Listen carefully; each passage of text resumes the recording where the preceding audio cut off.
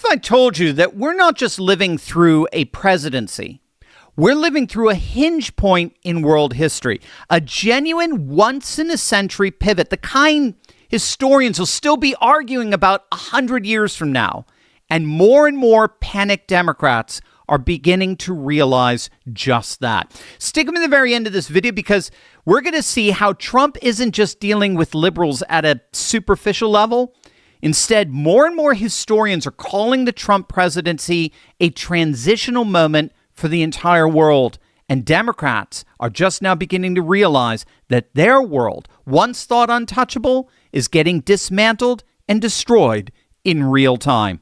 Hey gang, it's me, Dr. Steve, your Patriot Professor, celebrating yet another glorious day in the Trumpian golden age that you made possible back in November 2024. So if you want a front row seat on how you continue to change the world in ways you never even imagined, make sure to smack that bell and subscribe button.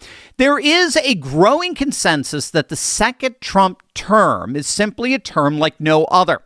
To say we're living in the midst of an extraordinary moment in history would be an understatement. Trump is really a transitional figure, a once-in-a-lifetime, if not a once-in-a-century figure. You know, when critics say that we're the ones who have the real TDS, what they'll call Trump devotion syndrome, it's a criticism that frankly overlooks what a number of historians are calling Trump's transformative presidency. It's a presidency that isn't just changing the nation. It's literally changing the world. Trump is the bridge. He's the mediator between the dying old liberal globalist order and the rising new civilizationalist order, what I call in my latest book, the Civcosm, or civilizational cosmocracy, a world where the great civilizations of old are reawakening in kaiju-like fashion with technological advances that are expressing that civilizational identity beyond our planet into the cosmos itself. That's a civilizational cosmocracy, and no one exemplifies that cosmic civilizational vision more than Donald Trump. And we're seeing this from the fact that Trump's second term is fundamentally different from his first in that he is now targeting the root causes of the old liberal progressive order rather than just its symptoms. And he's radically remaking the nation in the process into a far more nationalist, populist, traditionalist civilization state. And I thought about this epical moment that we're in when I came across an excellent article by political analyst Rod Martin. We've had him on the show before. He's great. And he lists out 25 incredible wins that President Trump has accomplished in just the last 20 months in office. Now, each win is incredible in its own right, but all 25 together is seemingly impossible. And I want to highlight some of these incredible, again, if not impossible, accomplishments to give you a sense of just how transitional and how transformative of a presidency this Trump 2.0 really is. And this can also help to shut up the incessant whining of the MAGA turncoats that pervade so much of our podcastistan. So let's start at the border. Take a look at this headline from, note the BBC, right? Not Fox. The BBC is admitting this. Illegal border crossings are currently at their lowest level in half a century. Our border is more secure than it's been since the 1960s. Catch and release is gone. It's finished. It's dead. Trump's remain in Mexico policy is back in full force. Releases of migrants into the interior of the country is down 99.9%. And for the very first time in 50 years, America recorded negative net migration in 2025. More people are leaving than are coming in. Nearly 3 million illegal aliens have left the country, either voluntarily or involuntarily. And just this week, we learned it's not stopping there. The State Department is preparing what officials are calling the largest visa revocation operation in American history, up to 200,000 foreign nationals who came here on tourist and business visas, but then turned around and filed bogus asylum claims to stay permanently. They're gone. Their visas just got wiped out. That's on top of the 175,000 visas already revoked from people accused of actual crimes since Trump took office. This is a complete rewrite of how America decides who gets in and who doesn't. And as a result of these deportations of violent illegal aliens and Trump's beefing up security in our nation's cities with the National Guard like in D.C., violent crime has dropped 9.7% in 2025, the largest one-year decline ever on record, with murder down 18.1% and robbery down 18.5%, pushing the national violent crime rate to its lowest point since 1900. Economically, the one big beautiful bill locked in the largest tax cut in modern history, featuring a doubled standard deduction, an expanded child tax credit, 100% expensing for factories and equipment, elimination of taxes on tips and overtime, and reduced taxation on Social Security benefits. Keep in mind, every single Democrat in Congress voted against it. Every one. And without that bill, the expiration of 2017 tax provisions in December of 2025 would have caused the largest tax hike in American history. You, of course, had DOGE slashing and burning USAID, which turned out to be the single most lucrative source for left-wing funding. You had federal agencies finalizing 646 deregulatory actions against just 5 new regulatory actions. That's a 129-to-1 ratio, with savings exceeding those of Trump's entire first term. Trump has awakened massive private investment in American manufacturing. We're talking trillions of dollars investment, equivalent to nearly 2/3 of the entire American economy, flowing into U.S. factories, chip plants, data centers, energy projects, and shipyards, with companies like Apple, Meta, Nvidia, Micron, Hyundai, U.S. Steel, Ford, and Taiwan Semiconductor as committed to American production.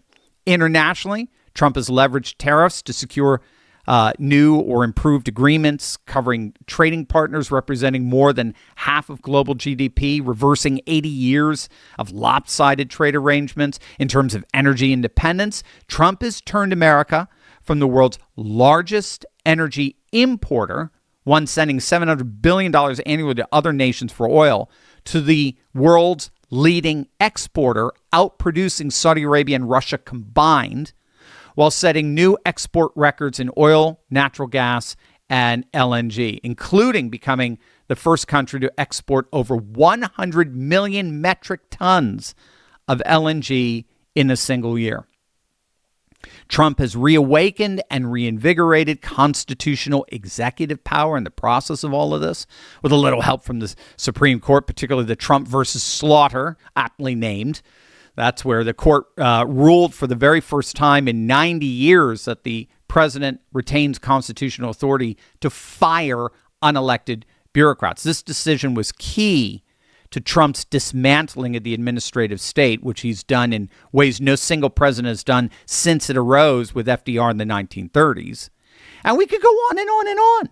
He's banned trans athletes and female sports. He shrank federal government to its lowest level in 60 years. He purged DEI insanity from every square inch of the federal government. He boxed China out of both the Caribbean and out of Hormuz, the single most important energy choke point on the planet. He's realigned an increasingly multipolar world around the centrality of the United States in geopolitics, technopolitics, and even astropolitics.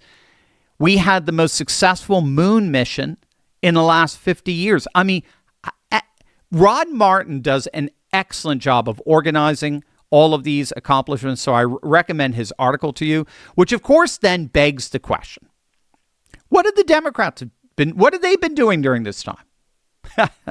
We're going to answer that, and you're not going to believe it.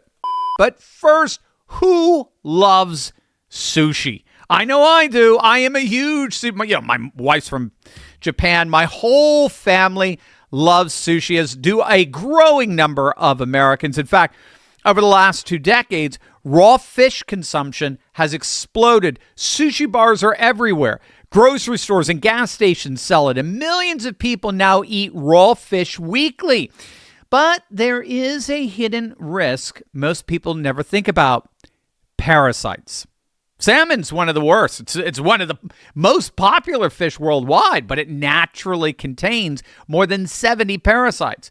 Now, most are tiny and nearly impossible to see, and they're making their way into the human body. Once inside, Parasites can hide for years while frequently laying eggs before any symptoms appear. This is why many physicians are raising awareness about parasite exposure. Dr. Peter McCullough recommends doing a parasite cleanse at least once a year as a preventative measure. The wellness company offers a hard-to-access RX parasite cleanse, USA compounded ivermectin and mebendazole. Ivermectin paralyzes the parasite's nervous system, while mebendazole starves them. Each capsule contains 25 milligrams of ivermectin and 250 milligrams of mebendazole, lab tested for quality. And you can now get a more budget-friendly 45 capsule option that costs $250 less, giving you two 21-day parasite cleanse cycles. Same formula as the original, just a smaller quantity. Head on over to twc.health/Turley and use code Turley to save $52 off plus free shipping, USA residents only. All of this is why we have to see Trump's second term as literally monumental. It's transitional. It's the administrative bridge that's ending the old liberal order and awakening a new civilizational order, civcosm, as I call it, as civilizational cosmocracy. He's literally reversing the entrenchment of 80 years of bureaucratic accumulation. One president, 5,000 political appointees finally getting real leverage over 2.8 million unelected, unfireable bureaucrats who've run this country by default since the New Deal in the 1930s.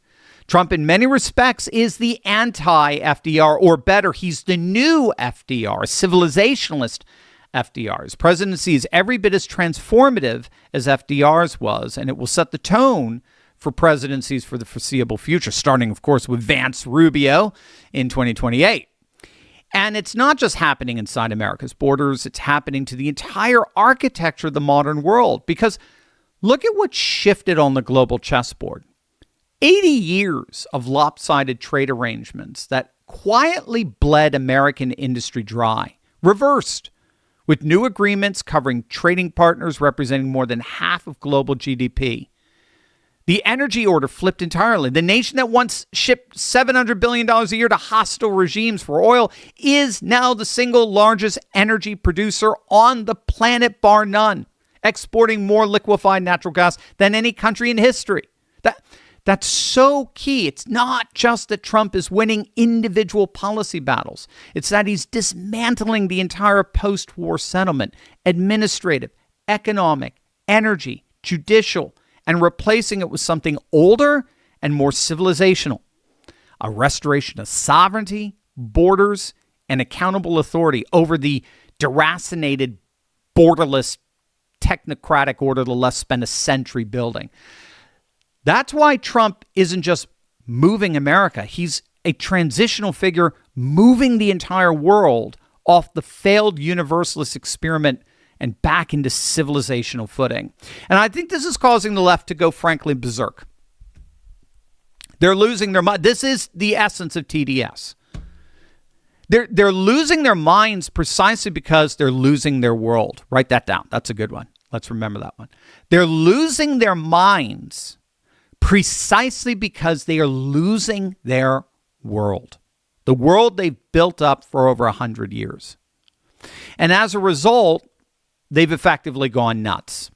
The historian Victor Davis Hanson compares the Democrats' radical leftward lurch to actually the Goldwater collapse, ironically, back in 1964, and then the McGovern wipeout of 1972, just 8 years later. In other words, those were two moments in modern political history where a party convinced itself it represented the wave of the future while it was actually isolating itself, alienating itself from the vast majority of the American people. And the country let them have it in the general elections.